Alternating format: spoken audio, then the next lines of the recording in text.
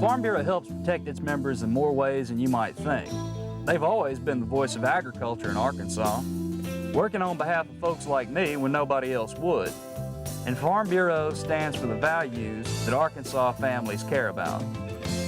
They've protected my right to farm and make a living, which helps everybody who likes food on the table. You know what they say, Arkansas counts on agriculture, and agriculture counts on Farm Bureau. You're watching Capitol View, Sunday morning talk focused on the political scene in Arkansas. Welcome back to Capitol View. I'm Roby Brock. And I'm David Goins. We're joined now by a political long table. It's a shorter table this morning. Congressman Tim Griffin from the 2nd District. Congressman, I have to say this right off the top. You are the first in our infancy of a show here in about 7 to 8 months to make the 3rd appearance. We welcome you back to Capitol View. Your hospitality is much appreciated. Absolutely. Appreciate this. The mug, absolutely. Let's start with the developments on Thursday. From the White House. I mean, for the first time, the president kind of acknowledging, bowing to this pressure about problems with the health care law, telling NBC News, Chuck Todd with NBC, that, he's sorry for the fact that people who got those cancellation notices, that's happening, looking to fix it. What do you make with this latest kind of concession from the White House? Sure. Well, I think he's acknowledging the obvious, although if you look at what the president has said, he's made it sound as if he took steps to avoid these cancellations in the early planning. And some reporting has been done that indicates this was all known, that some of the policy staff had problems with at the White House, had problems with what the president was running around the country saying about not losing your insurance. And apparently the reports say, obviously wasn't there, but the reports say that the political staff pushed back and said, this is what he's going to say. This was not said once, it was not said twice, it was not said off the cuff, it was scripted numerous times on a teleprompter. And so I think it looks like to me they knew exactly where this was headed. And in fact, there was a vote in the Senate on a rule that impacted whether changes in policies would result in this. So this is not a secret. This is not something that just happened. So what action should Congress take as a result of this information that's come out? Well, look, I think that now I've been advocating, what actions I would like to take. I've been advocating for the ultimate, which is to repeal it and, yes, pursue health care reform. Yes, deal with pre-existing conditions, but you don't have to do it this way. That's not going to happen, full repeal right now. We know that. But what was interesting is I read yesterday that now Democrats in the Senate are calling for a delay in our postponement in the individual mandate. Well, that's something that we voted on in the House in July.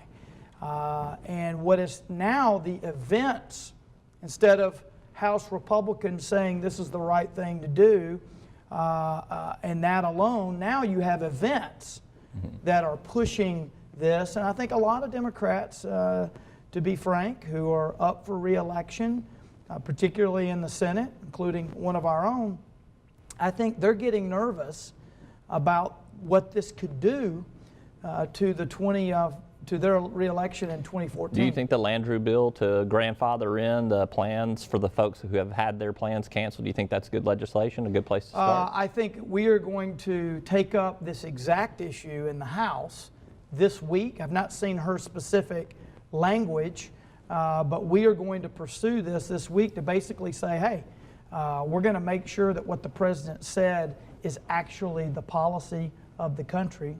In other words, if you like it, you can keep it. So we're going to work on that this week. But let me say this. I think this reflects a broader problem with the law. And that's why when people talk about the website, I say, yeah, it's a disaster. But the website will ultimately, I'm sure, I pray, ultimately will be fixed. The problem is one of a one-size-fits-all fix, and that's what Obamacare is. It's a central planning, top-down control of health care. That's never going to work. That's the problem the president has. Well, I'll just say, when you look at what Senator Landrieu is proposing, this idea that you can, those who are getting the cancellation notices can keep what they had. What about the idea that, yes, they're getting those cancellation notices, but most likely they're getting kind of migrated to a plan that does comport with ACA, and in many cases, if depending on which rhetoric you're listening to, is the plans will be more affordable and probably cover more. I mean, is there some truth to that? I mean, yeah, I'm getting canceled, but I'm actually probably going to get moved to a plan what I've seen I'm not is losing insurance. I'm not going to be uninsured on January 1st. Well, what I'm seeing is they're not more affordable. I'm getting letters every day of people saying, look, I'm young, relatively healthy. I didn't need all of the things that President Obama says I need in my insurance.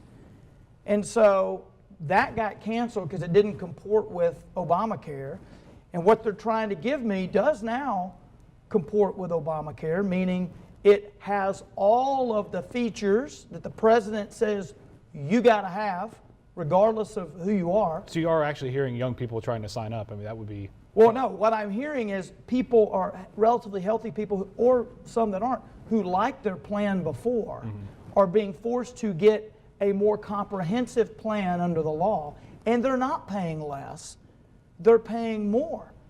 In fact, in the Ways and Means Committee last week, I used an example of a state employee who had who got a newsletter that basically said it's going to, your insurance, your old insurance doesn't match what Obamacare says it ought to look like, so we had to change it, get rid of the old, change it, make it comport with Obamacare. It's going to cost you more. It's going to have a higher copay. And we're going to get rid of your old plan. That's what I'm hearing. And you add to that that most of the people, at least in Arkansas that I see, that are getting insurance are being pushed on to Medicaid. It's not through what is called technically Obamacare, it's Medicaid expansion. Okay, well, we'll pick up some other ideas. You want to stick around for another block? We got plenty to talk about. I'll stay the whole time. What happens after 2014? Congressman Griffin with us. We'll be back after a short break. I'm Roby Brock alongside David Goins. You have Capitol View on Sunday morning on KARK.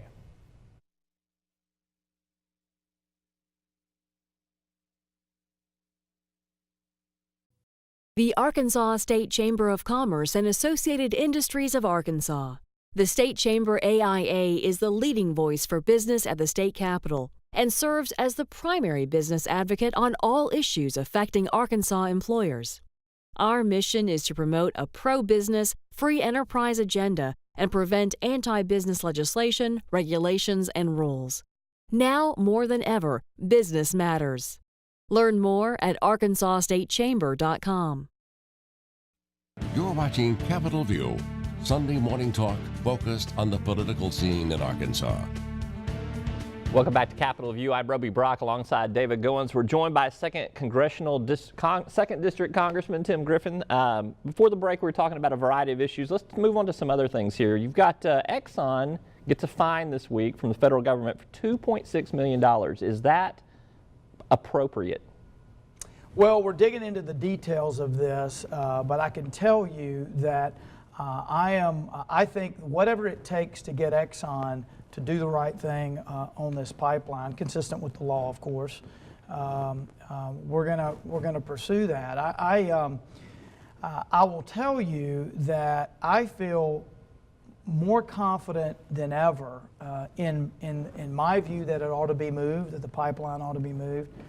After touring the pipeline with John Tynan of Central Arkansas Water, we went out there on side-by-side sort of four-wheelers and went down the pipeline through some creeks and all, and just looked at the exposed pipe and the potential for debris, rocks, logs, other things when water is rushing, as it does in these creek areas. And I think there's a real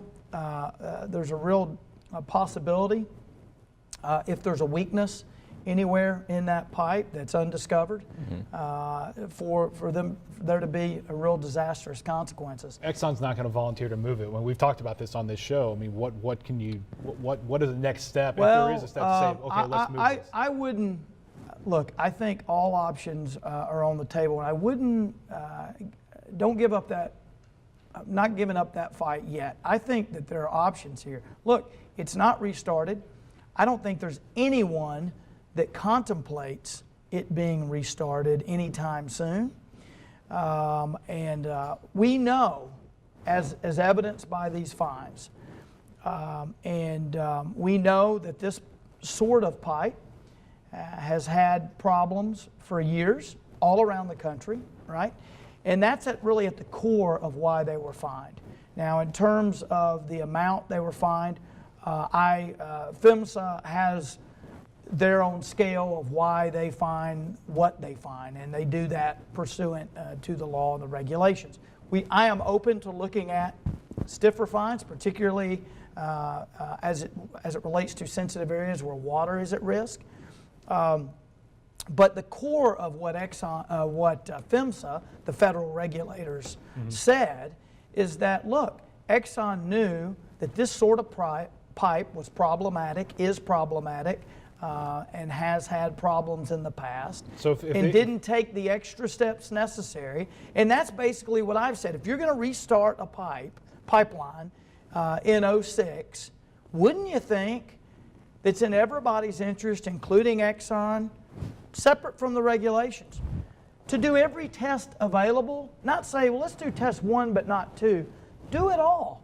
You have every reason to want to make sure that what happened in Mayflower didn't happen, and especially to happen near the Maumelle watershed. So if the pipe is moved, let's just say that for a second. I think more likely you would shut it down as it is. Not necessarily, you wouldn't dig that pipe up and move it. You would shut that one down as it is, okay, and put the pipe somewhere else. We all know it was moved. It was moved decades ago by city, county government. So you're okay at some point this pipe restarting? No, I didn't say that. I'm saying they don't ever have to restart this one. When we talk about moving the pipeline, it doesn't mean digging up this old, nasty, faulty pipeline and moving it down. What it means is shutting that one down and putting a modern one in. So we'll have to see how it works. But look, I think I've been exploring some options with some of the other stakeholders, Central Arkansas Water and others. And we're not done yet. We don't have a magic wand. Look, if I could just get my way on it today, I'd do it, but I can't. I've got to keep pushing and looking for options. But I think there might be an opportunity soon, and I'm going to make sure you're one of the first to know. All right, we got about 60 seconds left here. You're not running for re-election in 2014. There's 3 announced candidates in the GOP primary to replace you. Do you have a favorite in that race? I'm going to stay out of it for now, and I'll make up my mind on whether I change that position later on. If it becomes readily apparent to me who the best chance is to keep the seat, and then I may go public on that later. But I've told all 3 candidates that I'll give them advice if they want it. If they don't want it, I won't. But we're gonna win that seat. How many years is realistic for you to not run for office? 2, 4, 6, 8? Which? Well, when I'll ask my wife and get back to you. That sounds good. That's fair. Fair answer. Congressman Griffin, thanks so much for joining us this morning once again. Thank you. Once again. All right. Well, when we come back, we'll have a good look at what's coming up with Meet the Press alongside Ruby Brock. I'm David Goins. You have Capitol View on Sunday morning on KARK.